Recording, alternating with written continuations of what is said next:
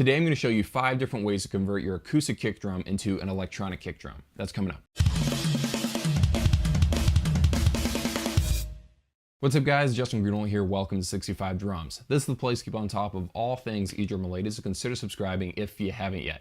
So today is an overview. This isn't really a review of any of these products. I'm just going to show you what's available on the market. I've got about 20 products I'm going to throw at you, and then I'm going to try to condense it near the end to show you what you should try to pay attention to in each one of these categories. So let's start off with category number 1. This is the cheapo route. So these products are all products that go on the outside of your kick drum shell. Lots of guys swear by these because they're just so easy to install. They're only like, you know, anywhere from $20, maybe $80. They're really not that expensive in the grand scheme of gear. Okay, let's start off with number 1. These are just the simple piezo units like the Yamaha DT-20 or the Simmons trigger, or literally a dozen different triggers there on the market. It's basically a piezo in a plastic housing going to a female 1/4-inch jack. And you just stick that onto the top of your acoustic bass drum head and you duct tape it there, and you just try to fix all of the false triggering inside of your drum module. It's definitely a way to go if you are just feeling extremely cheap and you don't want to spend that much money. You can usually buy these for like $20 or so to get a halfway decent one, but I don't really recommend going this route because it's not the most accurate trigger way, and this is the cheapo route. Let's move on to product number 2. This is the Yamaha DT50k. So this is where we're getting into slightly better territory. This thing, by the way, looks really beautiful. It looks like part of your kick drum once you have it installed. This is a brand new line from Yamaha, and I really like the way they look. I haven't personally gotten a chance to try them yet. I'm guessing they're comparable to the Roland RT30 trigger line and the Roland RT10 trigger line, just nicer looking. And that's running for about $89. I feel like that might be slightly overpriced, but I don't really think it's for acoustic to electronic conversions. I think it's better for the guys that want to trigger their acoustic drums. I feel like that's the best scenario for using this sort of product. You got the DDrum Acoustic Pro, the DDrum Redshot trigger, which is the cheaper version of the Acoustic Pro. So that's $57 versus $39. And then of course the Aquarian Kickzone trigger. I haven't personally gotten a chance to try it out, but it is an option out there, probably similar to something like that Simmons trigger or that Yamaha DT-20 trigger. Okay, so that's option 1. They work, but they're really not giving you the full experience. Let's move on to option 2. This is to go buy an external pad that you have sitting on top of your acoustic kick drum. You can use an acoustic kick drum head or a mesh drum head if you want it to be quieter, but you're not really using either of those drum heads. It's this pad that's sort of resting against your kick drum head. So option number 1 in this category is the Aquarian OnHead. I've personally used this. I like the feel of it. Unfortunately, it's a tad expensive. It's going for $155, and then you have to go buy this signal booster on top of that. It's like this little square thing that you have to mount on the side of your kick drum, and then that goes to the drum module. I don't really recommend that route just because you have that extra box. The second option in this category is the Nfuzd Kick Drum Pad. This is about $140. I've used this one too. It plays just about as you would expect it to.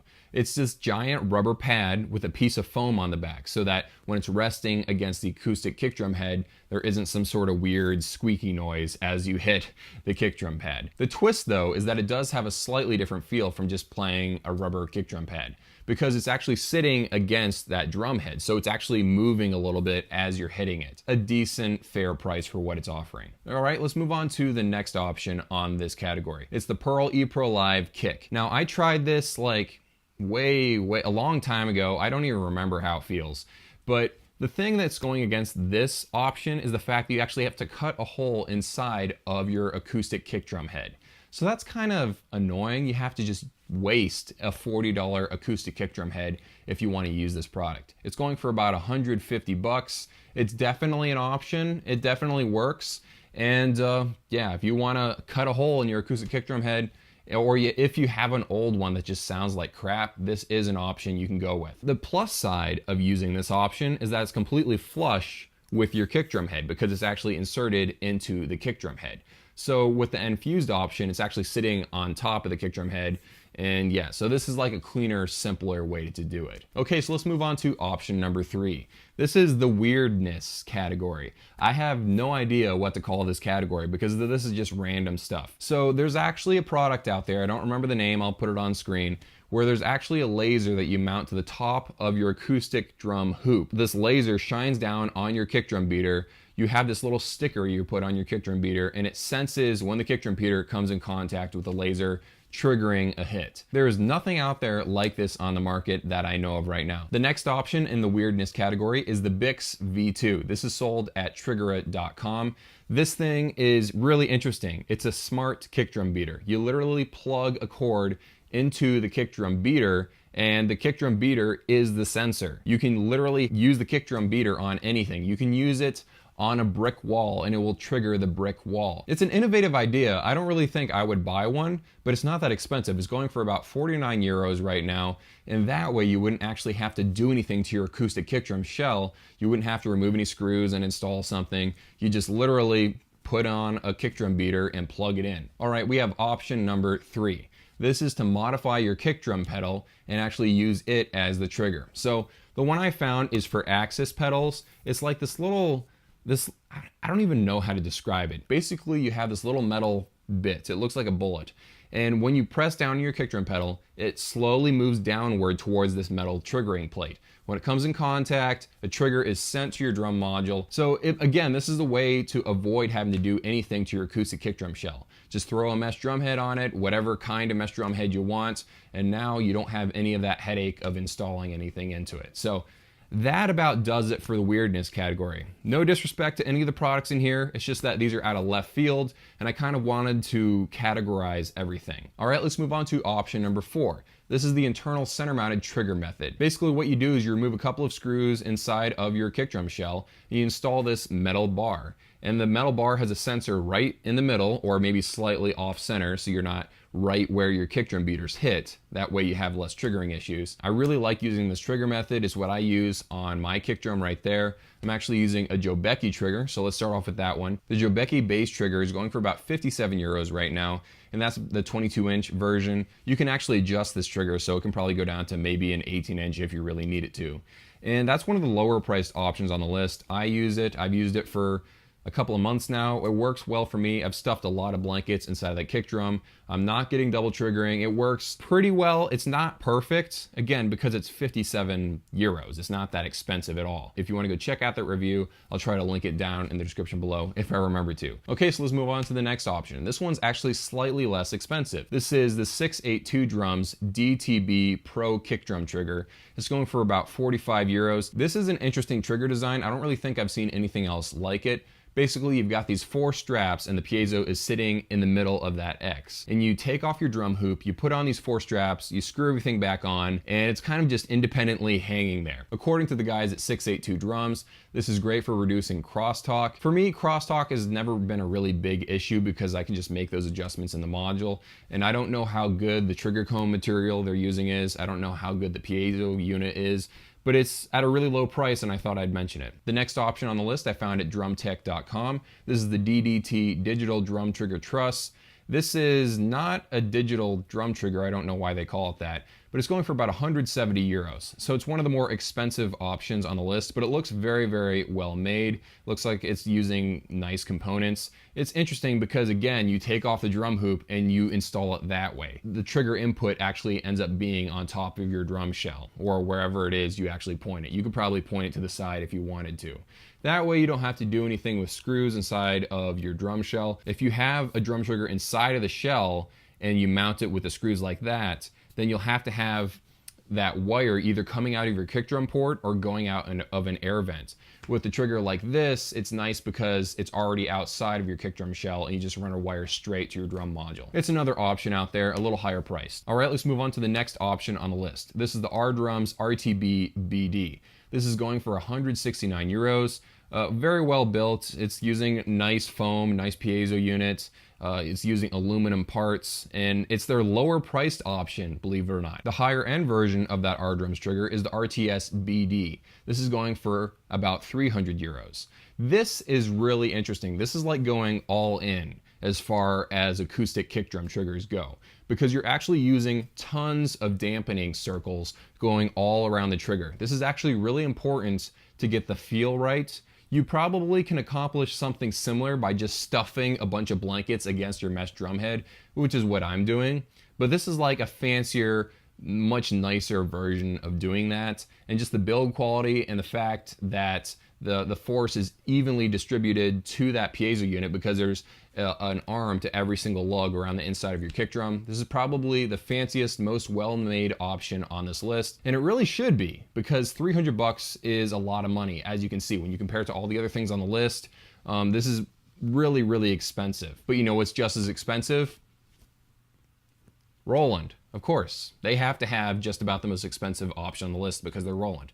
That's the KD-A22. It's going for about $300. I should have put this in category 2, external pads. You're not using a mesh head at all. You're not using an acoustic head at all. You actually remove all of that and you install all of these Roland components. A little bit ago, I was talking to a guy that owns one of these. He said it feels really solid. So I have high hopes for this. I want to try it one day. I'm actually thinking about buying one. Not anytime soon, but one day I'm thinking about buying this one because I really like the looks of it. Again, it's very expensive. It's about twice as expensive as all the other triggers on this list, except for maybe that R-Drums trigger I was just talking about. All right, let's move on to the final category, category 5. This is the just go buy it from someone else option. Believe it or not, when you look around on eBay, there are plenty of guys trying to get rid of their acoustic drums they've already converted themselves. You can buy an entire shell pack that way, or maybe hunt down a guy that's just trying to sell his acoustic kick drum. Prices vary for that stuff, but if you want to buy one of these shells from an actual company, there are two really big options that stand out.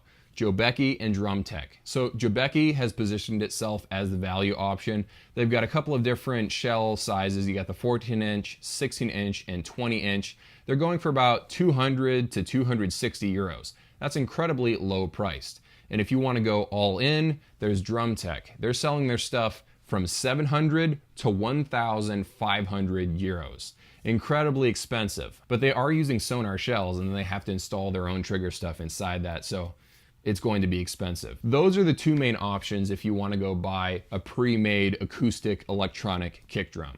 So if we step back and we just look at all 20-some options here, what stands out? For me, if I was on a really tight budget, I would probably just go buy something like a Roland RT10k. I know I didn't mention that one on the list, but it's just a previous generation version of the Roland RT30. I actually have a Roland RT30 and RT10 snare drum trigger, and both of them perform almost exactly the same. So I would take a look at that. You can find them on eBay. Another option I would probably look at is the DDrum Acoustic Trigger Pro. Those have a long track record. People have been using that trigger for a very long time. If you want to buy an external pad that you lean against your acoustic kick drum head, then I would probably pick up the Nfuzd pad. It's just simple, no frills, and it works. I've used it myself. You don't have to cut a hole into your kick drum head like you would for that Pearl version. You don't have to go and buy an external box like you would for the Aquarian version. And finally, if you want to go buy an internal trigger, I would take a look at like 2 or 3 options. If you're on a tight budget, I would pick up the Jobeki trigger because it works for me. I've had good luck with it and it's only like 57 euros. If you want to get the best of the best of the best, I would definitely look at the R-Drums KTS BD. That's 300 euros. And I would look at the Roland KD-A22. I want to make some clarifications before I end the video. First off, you need to go buy a mesh drum head for most of these options to work. There are a lot of different mesh drum heads out there. You want to go with something heavy. If you go buy a Pearl 1-ply muffle head, it's just going to be really thin, really bouncy. It will work, but it's really not the best option. Go try to find something that's like 2 or 3-ply at least. Another thing to remember is that when I talk about prices in euros, in America, anytime I say something's 300 bucks, it's not actually $300. It just says that in the store. You have to add like 15% tax or whatever the tax is for that item. A lot of times when I'm quoting prices for European websites like Jobeki or R-Drums, depending on the country, the tax might be already included in that price. And if you live in the United States, you might not have to pay that tax, but you might have to pay a different tax. So all I'm trying to say here is that all the prices I'm saying are subject to change. I'm sure there are products I did not mention on this list. I just picked like 20 well-known ones. If you have one that's not mentioned on the list and you really like it, let me know down in the comments below. And if you've just converted your acoustic kick drum, what are you using? I really want to know what the majority of the people watching these videos uses. Anyway, thank you guys so much for watching. I hope you have an awesome day. See you in a few.